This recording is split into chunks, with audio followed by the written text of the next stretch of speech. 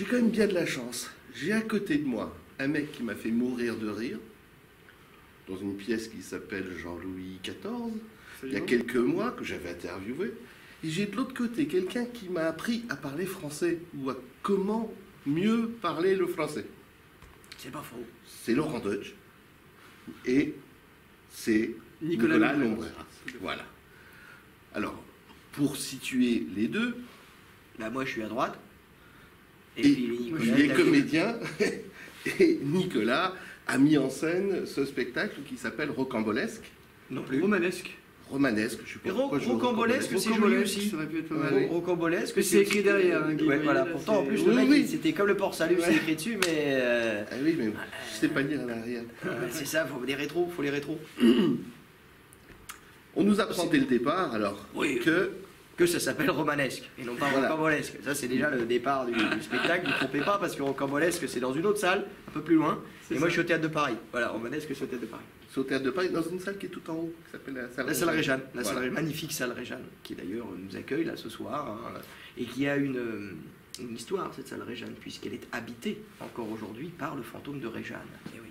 Chaque théâtre a son histoire, chaque théâtre a ses légendes, ses mythes. Et bien, figurez-vous que le Théâtre de Paris a son fantôme, Réjeanne, la grande actrice du siècle passé, qui apparemment habite ces lieux. Alors moi, je ne l'ai jamais vue.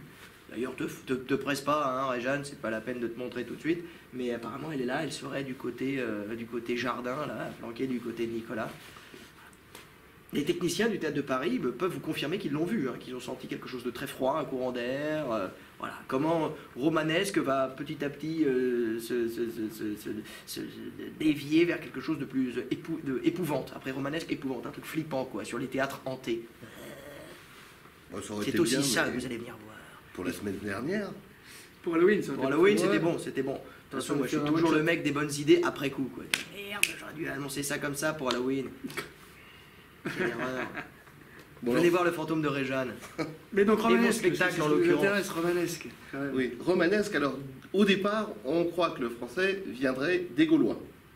Non, c'est pas ce qu'on croit, mais c'est ce qu'on nous a appris à l'école.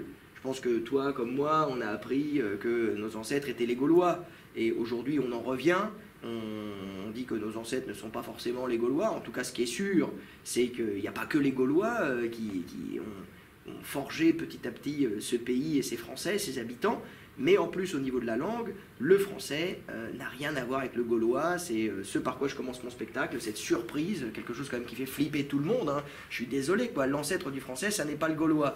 Donc j'ai une pensée émue pour tous nos amis du parc Astérix qui vont pas apprécier du tout. Non, votre ancêtre, c'est pas le petit héros avec les plumes. Votre ancêtre, c'est le gros balèze en cuirasse, quoi. C'est Jules César. Quand même moins glamour. Mais moi, je vous dois la vérité. Ah. La vérité, d'ailleurs, qui vient d'un livre. Ah oui, ça émane d'un livre. Romanesque émane d'un livre qui s'appelle pas non plus Rocambolesque, hein, qui s'appelle Romanesque aussi, et qui est sorti. Je l'ai lu, je croyais que c'était Rocambolesque. Mais c'est pour ça, mais j'ai bien senti. Mais de toute façon, le titre est joli. Le Rocambolesque, c'est assez. Non, mais en tout cas, ce qui est, j'espère, rocambolesque dans ce spectacle, c'est que vous allez aller de surprise en surprise, d'aventure en aventure, et que ça va vous distraire autour de ce qui nous appartient, de ce qu'on a tous en partage, qui est le plus intime de notre identité, notre langue. Et la langue française, bon alors, c'est pas le gaulois. C'est pas le gaulois, c'est le latin essentiellement. Le latin essentiellement. Essentiellement, mais pas que. La langue française, c'est toutes les rencontres, toutes les péripéties qui sont arrivées à nos ancêtres, à nos aïeux, toutes les rencontres, tous les mariages, tous les métissages qu'ils ont fait. Ils se sont agglomérés à plein d'étrangers qui se sont attachés à eux pour faire finalement nos papas, nos papis, nos mamans, et ils viennent de tous les horizons, quoi. Donc il y a des germaniques, il y a des anglo-saxons, il y a des espagnols, il y a des arabes, il y a des orientaux, il y a de tout, et tout ça a fait un plat merveilleux qui s'appelle le français. Donc vous avez 3 magnifiques exemples, mesdames et messieurs, on est toutes sur Tinder. Lui, son nom de code, on a bien compris, c'est Rocambolesque 94. Moi, c'est Romanesque 2028. Et Lombreras, moi, je suis pas sûr. Casquette 22. Ah oui, qui passe sa vie en casquette. Ouais. Ah, bien sûr, moi, ça fait 2 ans que j'ai l'honneur et le bonheur de travailler avec Nicolas Lombreras, qui, en plus d'être ce comédien exceptionnel que vous connaissez tous, est aussi un metteur en scène formidable, merveilleux, mais toujours en casquette. Voilà. Le casquetté, quoi. Il y en a qui sont en goguette, moi je suis en casquette. Ah, lui, il est en casquette. Le mec en casquette. Ouais. Il va mettre ça en scène, mais alors c'est difficile de mettre en scène un voisin comme le mien. Enfin, je parle de Mais celui non, non, qui est à ma droite. Non, non, pas du tout. Enfin, ça s'est fait. Moi, quand Laurent m'a appelé, déjà, j'étais surpris par son appel. Je me suis dit, ah bon, tu veux que je te mette en scène? Parce que Mais nous, oui. on s'est rencontrés sur le tournage des Visiteurs avec Et en fait, Laurent. il a le même prénom que Nicolas Briançon. Je voulais appeler mon pote de toujours Nicolas Briançon pour lui proposer la mise en scène, parce que c'est un super metteur en scène. Quel enfoiré. Et c'est lui qui a décroché. Je fais merde, il a pas la même voix. T'es enroué, Nico? Il me fait non, non, tout va bien. Bah, je voudrais te parler d'un spectacle, etc. Voyons-nous. On se voit. Je vois arriver Nicolas Lombreras. Je fais ah bah ça c'est pas du tout Nicolas Briançon. Et j'ai pas osé reculer. Tu sais, le mec il sait pas dire non, quoi. J'ai jamais su dire non. J'ai dit, bon bah je te propose mon spectacle. Voilà. Au final, je suis pas déçu. Non, mais voilà, non, mais c'était très simple. Mais parce que moi, la première chose que j'ai dit à Laurent, j'ai dit déjà, quand on a commencé à bosser ensemble sur l'adaptation, etc., pour en faire la version théâtrale, j'ai dit, on fait une période d'essai. Le seul en scène, c'est quelque chose de très particulier. Il fallait que Laurent se sente à l'aise avec son metteur en scène. Donc il n'y a rien de verrouillé. J'ai dit, on fait un essai. Si ça ne te va pas, si on n'est pas sur la même longueur d'onde, on se quitte bons amis. Pareil, moi, si je sens que je ne vais pas lui apporter grand-chose ou que ça ne va pas être ma came et tout, on se quitte bons amis, mais on se promet rien. Et puis en fait, bah, ça a matché. Donc c'est cool. Et moi, ce que j'ai dit tout de suite à Laurent, c'est je vais rien t'imposer. Il faut que tout vienne de toi.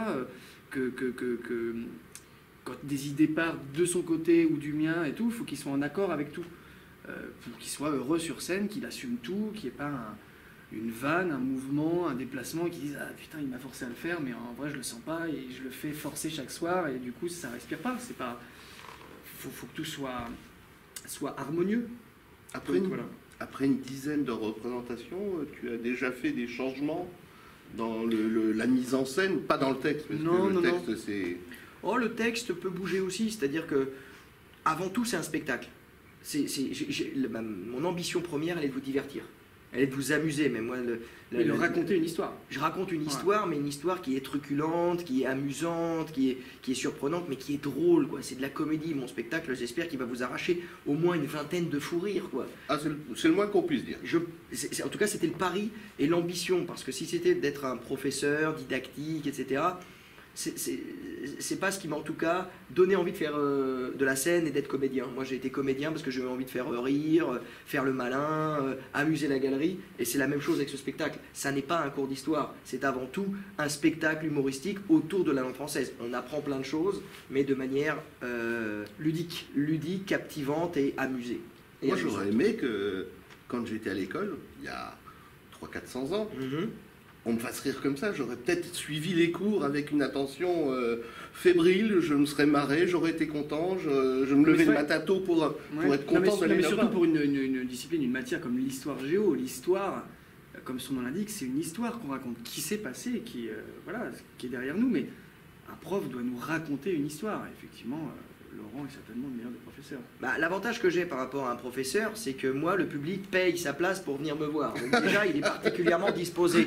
Ce qui n'est pas le cas du professeur qui se retrouve toute la journée pendant 8 heures avec des élèves qui n'ont pas forcément envie d'être là. Donc le mec, il faut qu'il développe la surmultipliée, quoi. Ils ont un courage, une volonté, une abnégation qui fait que je ne me compare pas du tout à un professeur. Non, bien sûr. Je suis déjà allé faire des cours dans des salles d'histoire à des gamins de 12 à 15 ans, et je peux vous dire qu'au bout de 2 heures, je suis sorti lessivé, pire que si j'avais fait un marathon. Donc moi, j'ai cette chance-là par rapport aux profs de n'être sur scène que pendant 1h30 devant des gens qui ont payé leur place pour venir. Donc c'est vraiment pas le même métier, c'est ce qui fait que je me sens plus léger et que c'est beaucoup moins difficile, quoi. C'est beaucoup moins laborieux, beaucoup moins fastidieux que pour le professeur qui toute l'année, 9 heures par jour, doit aller au combat, quoi, d'aller au contact des élèves et doit les passionner. Ça marche, je pense, la plupart du temps parce que nos professeurs sont super, mais c'est vrai que de temps en temps ça marche moins et qu'il y a des profs qui par la fatigue, hein, on n'est pas des surhumains. Tous les profs ne sont pas Mbappé, quoi. Il y a un moment où tu vas pas forcément à 50 km/h, quoi. Donc il y a un moment où tu même Mbappé a des coups de mou. Hein. Et même Mbappé, bah, regarde, récemment, là, il est passé à côté, là, contre Dijon. À Dijon. À Bruges aussi. Il a rien fait, il a rien fait. Bah, faut dire qu'il en avait mis 3 juste avant, donc les Belges, ils étaient, tu vois, ils étaient échaudés, les mecs, tu vois, on va pas leur mettre 2 fois un cornet de frites, hein. Difficile d'en placer une. On parle de Jules César, de Vercingétorix. Sur un terrain de foot, Oui, hein. Sur un terrain de foot aussi, c'est difficile d'en placer une face à Mbappé. Tu vois, je veux dire, il y a un moment où tu vas pas le ballon. Hein. Bon, après Mbappé qui est dans le spectacle d'ailleurs. Vous venez voir, vous serez surpris. Dans mon spectacle, on parle de tellement de choses qu'on parle aussi d'Mbappé. Et on voit plein de personnages historiques.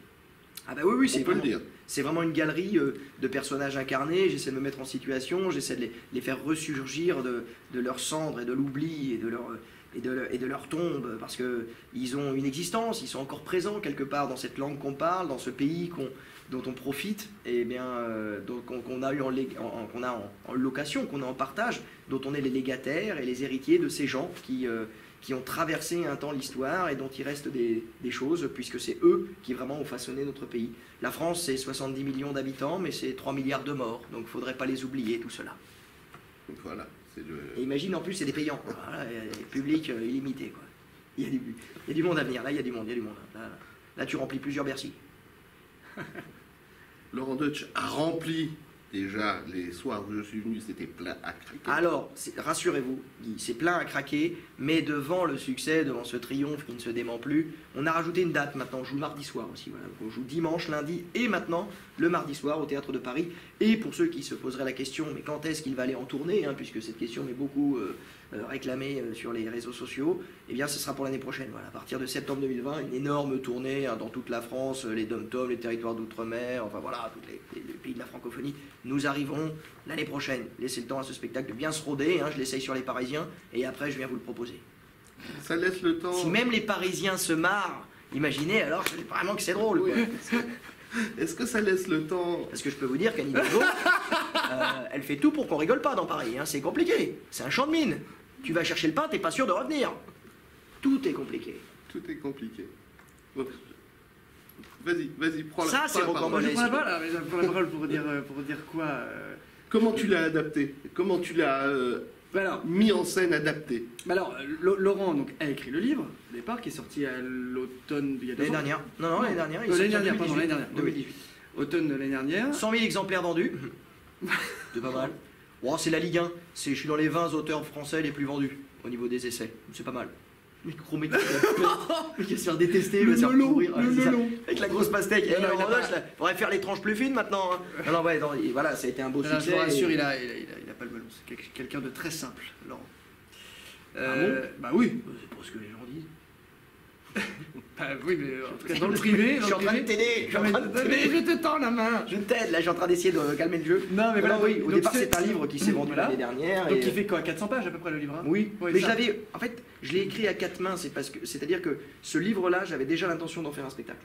Donc, quand je l'ai écrit, il y avait tous les éléments, toutes les informations que j'ai recensées pour raconter cette folle aventure de la langue française, mais il y avait dans ces grandes séquences qui petit à petit ont façonné la langue que nous parlons, vous et moi, il y avait des éléments que je savais propices et prometteurs à interpréter, à jouer, à raconter de manière plus savoureuse, plus drôle, et donc plus spectaculaire. Ouais, plus spectaculaire, donc prêt pour un spectacle. Donc ça, je les mettais de côté.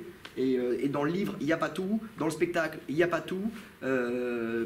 Les deux sont complémentaires, mais ils peuvent aussi aller l'un sans l'autre. C'est-à-dire qu'il y en a un qui va être complet, un petit peu plus instructif, plus nourri, plus développé, plus argumenté. C'est le livre. Et l'autre qui va être plus échevelé, plus spectaculaire, plus tonitruant, truculent, drôle avant tout, et ben c'est le spectacle. Rocambolesque. Rocambolesque, finalement. Non mais oui, donc le travail c'était de faire ça, c'est-à-dire parce que le spectacle n'est pas une synthèse du livre, mais il a fallu garder la substantifique moelle, on va dire, du livre. Substantifique moelle qui nous vient de Rabelais. Eh oui. Pantagruel, la substantifique moelle, ça vient de... Oui, on doit cette expression à Rabelais, d'ailleurs, au moment où on va remettre du latin partout. Et Rabelais s'en amuse à cette époque. C'est dans le spectacle, vous allez voir.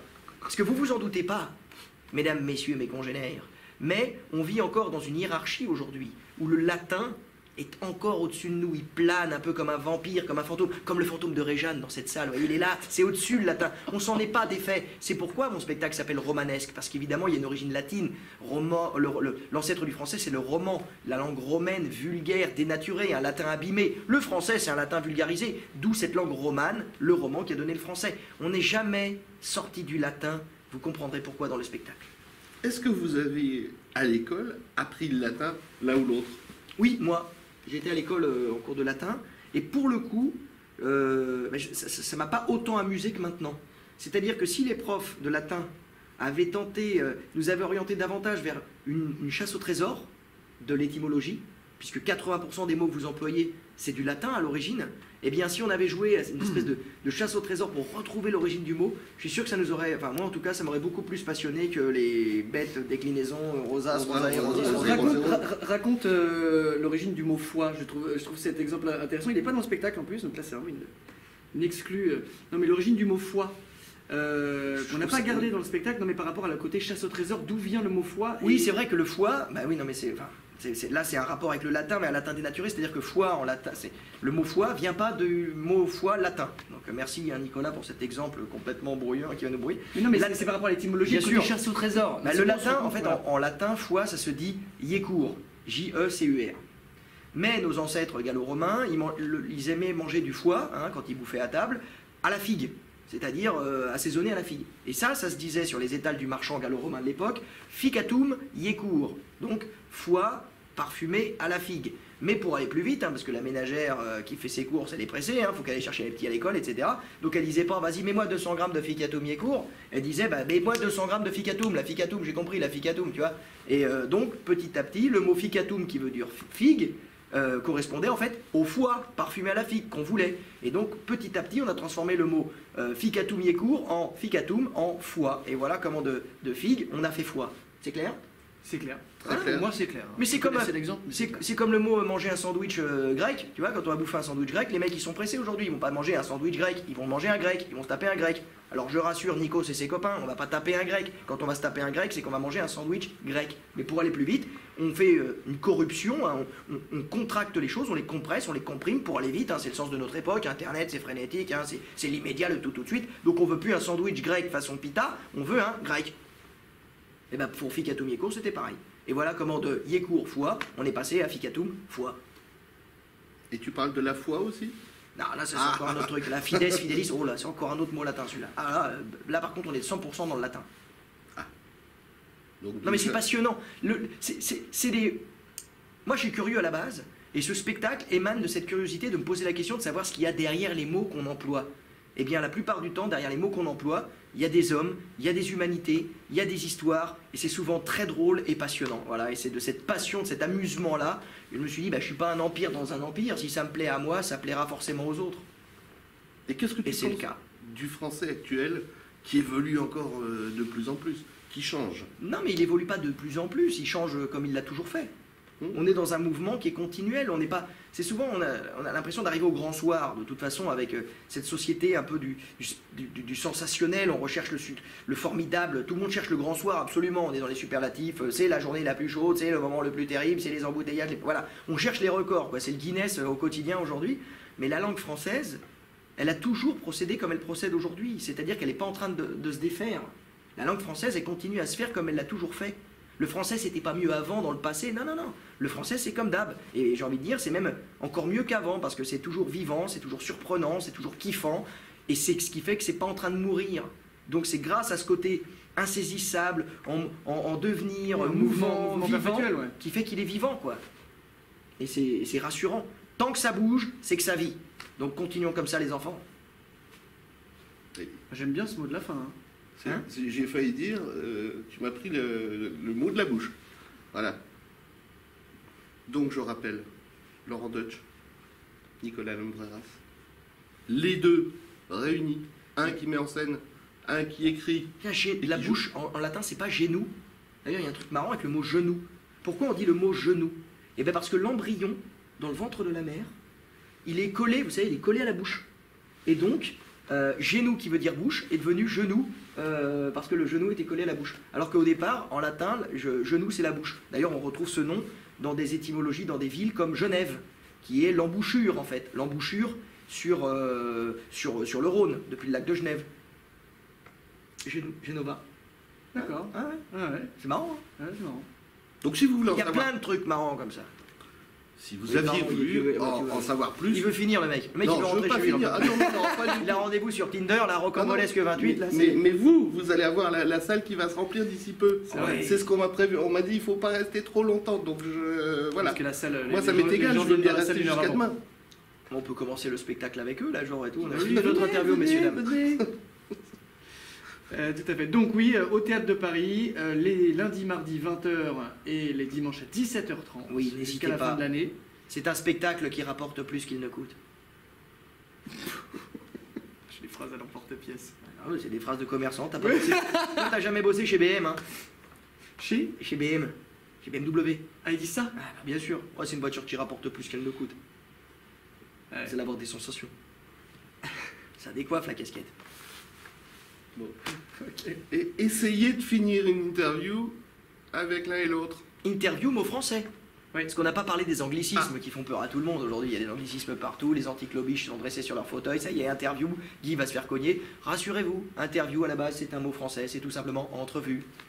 Entrevue avec l'accent anglais. Entrevue, interview, interview. Voilà, voilà. Mais c'est français à la base. Et il y en a des centaines comme ça. Près de la moitié du vocabulaire anglais, ça vient de chez Bibi. Donc si vous flippez des anglicismes, messieurs, dames, venez me voir et je vais expliquer comment on n'a pas de quoi rougir et comment on a sacrément de l'avance sur les roast beef.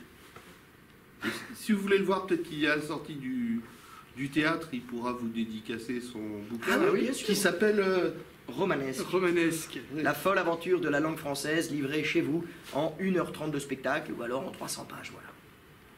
Et les autres ouvrages, les précédents? Ben, les autres ouvrages, ils sont toujours disponibles dans les bonnes librairies, hein. N'hésitez pas à vous les procurer, le mec il fait de la pub pour tout. Et puis d'ailleurs, oh, tiens, je vois une cafetière aussi, je vois une espresso. Sur Non, le bon coin. c'est mon 3e livre, puisque j'ai écrit Métronome il y a 10 ans, puis Hexagone et Métronome 2, donc Romanesque c'est le 4e. Ouais, c'est le 4e.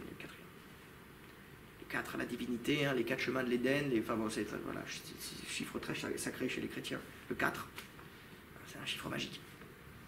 Donc magique, Ah, c'est ici. Les stigmates du Christ, les 4 évangiles, enfin bon, bref, le 4 c'est très important chez les chrétiens. Allez, Moi je parle de ça, Parce qu'il veut finir Non, mais l'interview, chaque il veut mot, avoir le mot de chaque la mot, fin. On va lui chaque laisser. mot, on voit quelque bah chose, oui, c'est bien ça qui est sûr. formidable. Les mots sont des portes d'entrée quoi, pour des aventures hallucinantes. Posez-vous la question, pourquoi vous dites oui quand vous dites oui? C'est pas né comme ça ce mot. Il n'est pas tout né comme ça. Il a fallu d'abord, vous avez dû l'apprendre, donc compliqué. Mais en plus, ce mot, il est issu d'un voyage. Il a une histoire. Donc la prochaine fois que vous allez dire oui à votre femme pour un truc, ou à votre copain, etc., posez-vous la question d'où ça vient ce oui. Maman, d'où ça vient? Bonjour, d'où ça vient? Réponse Au moins pour un des deux, oui, Ah, allez. vous verrez ça dans le spectacle. Ah bon, d'accord. Oui. Voilà, c'est Donc, lui. de toute façon, les gens ont décroché, ils en peuvent plus, là. Il a balancé trop d'infos, là.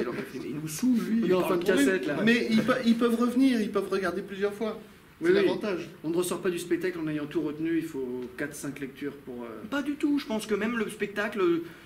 Ah non, pas pour tout comprendre, pour tout retenir. Ah oui, bah oui. Ah oui, il y a beaucoup d'infos, mais tout est très accessible. Oui. Ah oui, oui. Oui. Mais pour tout retenir, ouais. Malgré son débit qui est quand même assez rapide, hein, vous noterez. Oui. Moi je parle rapide, mais alors lui, Et attention, il bat tous les records. oui, hein. mais les générations qui arrivent, elles parlent encore plus vite. Moi, je suis à peine ma nièce. Ouais. Et regarde Big Flo et Oli, quoi. Les mecs qui ont le record de logorée verbale. Ils ont le record du monde, Big Flo et Oli. Non. Mais ils sont l'émanation et la Plus manifestation. qu'Eminem? Ils vont plus vite qu'Eminem. Ils ont battu Eminem. Big Flo et Oli, quoi. C'est pour ça que je les ai aussi. Bah, ils sont aussi dans le spectacle. Il y a tout, en gros. Il y a tout ce qui se fait de bien dans le spectacle. Mbappé pour le foot, Big Flo et Oli pour la musique, Elton John pour les anglicismes. Venez voir, vous allez voir, c'est un espèce de pot pourri, un patchwork formidable. Et pour le coup, un peu rocambolesque. Mais après, on remet tout dans le bon sens. Bon, ben, j'en ai pris plein là. Ça m'apprendra à dire une connerie au départ. Mais j'ai apprécié quand même, j'apprécie. Bah oui, c'est pas une connerie, c'était une imprécision. La Ouais. prochaine fois, tu prépares mieux ton truc. Voilà, c'est ça. Bon, attends, Voilà. y a rien de grave. Attends, Ah, la prochaine fois, j'irai voir le spectacle avant. Hein. Puis tu mets notre C'est chemise mieux. et puis c'est parti. Non, parce que là, il n'y a pas une faute de goût, il y en a 1000. Ah oui, mais ça, c'est fait pour, c'est Non, fait non, pour. elle claque, ils le elle claque, savent. la chemise, elle claque. Ils le savent. Ah oui, il y a un code chemise. Ouais, il y a un code vestimentaire. C'est la première fois où je mets une chemise avec 2 couleurs seulement. Mais ça, c'est un truc que tu vas, quand tu vas chez l'ophtalmo, tu vois des formes avec ce truc-là. Ah, ben oui. Celui qui n'arrive pas à voir. Et quand on la regarde trop longtemps, ouais. après on regarde les autres trucs, ça fait... Vous verrez que normalement il y a une rose, il y a une fleur qui doit apparaître. Si vous n'arrivez pas à la voir en la fixant pendant 3 secondes, allez chez l'ophtalmo, c'est que vous avez un problème de strabisme. Et si on regarde la vidéo après avec des lunettes 3D, normalement... Oui, il y a un dinosaure Ouais, qui apparaît. Un dinosaure qui sort Un du diplodocus. Bon, je peux plus rien dire. Je veux plus rien dire. C'est fini. Il faut conclure, hein. Qu'est-ce qu'on peut dire pour conclure? Ben voilà, Salle Réjeanne, Théâtre de Paris, Venez, dimanche, c'est- lundi, Je mardi. vous assure que c'est drôle. Je vous assure que c'est drôle et ça va vous faire du bien parce que, en plus, ça traite de ce qu'il y a de plus proche de nous, quoi. Cette langue française ne m'appartient pas à moi, elle nous appartient à tous, elle vous appartient à vous. Donc en allant voir ce spectacle sur la langue, eh bien c'est des renseignements que vous allez glaner et obtenir sur vous, sur votre intimité, sur vos rapports aux mots. Et évidemment, on s'exprime nos sensations, nos émotions, le plus intime de nous-mêmes, tout ce qu'on ressent. Il y a des mots pour le retranscrire. Regardez, on ne vit pas tout seul sans mots, quoi. Pour vivre, pour comprendre le monde, on a besoin de s'exprimer avec des mots. Regardez, Tom Hanks, dans Seul au monde, hein, il est tout seul sur une île pendant 3 ans. Il a besoin de communiquer, de parler avec des mots. Donc il va s'inventer un copain, Wilson, un ballon de volley. On a besoin de mots pour exprimer ses sensations, ses sentiments. Donc en allant voir ce spectacle, ça va vous renseigner sur vous-même. Là, c'est le bon mot de la fin. On est bon. Super. Merci. À tous les deux. Venez me voir, vous avez rendez-vous avec vous. Oh là là. Oh là là, Allez, la speakerine, quoi, Denis C'est bon Fabre. pour moi. Venez me voir, vous avez rendez-vous avec vous. Bon, Guy, on te laisse, tu fermeras. Hein. D'accord. Avoir un godet? Avoir un café.